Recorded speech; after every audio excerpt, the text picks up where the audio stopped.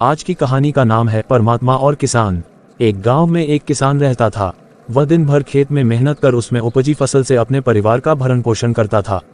लेकिन कुछ वर्षों से मौसम की मार के कारण उसके खेत में अच्छी फसल नहीं हो पा रही थी। कभी बाढ़ तो कभी ओले तो कभी सूखे से उसकी फसल बर्बाद हो रही थी। इस कारण वह बड़ा दुखी रहा करता था। एक दिन दुखी होकर वह परमात्मा को कोस रहा था। तभी परमात्मा ने उसे दर्शन दिए और उसके दुख का कारण पूछा। किसान बोला, भगवान, आपको खेती की कोई जानकारी नहीं है।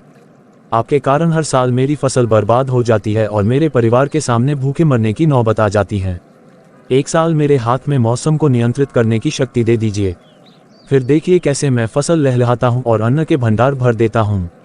परमात्मा बोले, ठीक है, आज से तुम ही मौसम को नियंत्रित करो, मैं इसमें कोई दखल नहीं दूंगा। किसान बहुत खुश हुआ। उसने उस साल गेहूं की फसल बोई। मौसम का पूरा नियंत्रण उसके हाथों में था। उसने धूप पानी सब अपने हिसाब से आने दी। तेज धूप, अंधड़, अति वर्षा, ओले आदि से उसने अपनी फसल को बचाए रखा। समय के साथ फसल बढ़ने लगी। फसल देख किसान झूम उठा, क्योंकि इतनी अच्छी फसल उसके खेत में कभी हुई ही नहीं थी।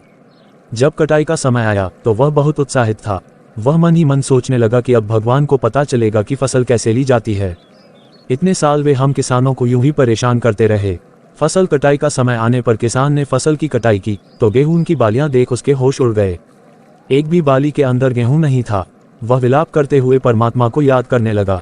परमात्मा प्रकट हुए तो वह बोला, हे भगवान, ये मेरी फसल को ये क्या हुआ?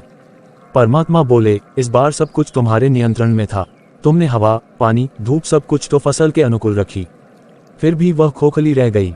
जानते हो क्यों? इसका कारण है कि तुमने फसल को संघर्ष का अवसर ही नहीं दिया।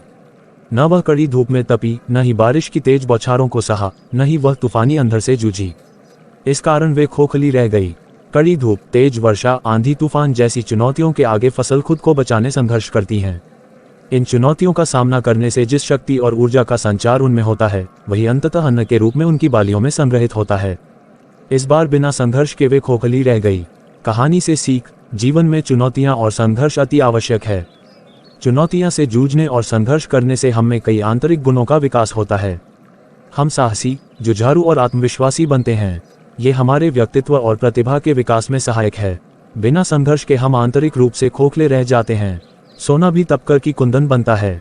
इसलिए कठिन से कठिन परिस्थितियां सामने आने पर हमें संघर्ष से डरना नहीं है, बल्कि संघर्ष के लिए तैयार रहना है। सफलता प्राप्ति का मार्ग अवश्य सुदृढ़ होगा।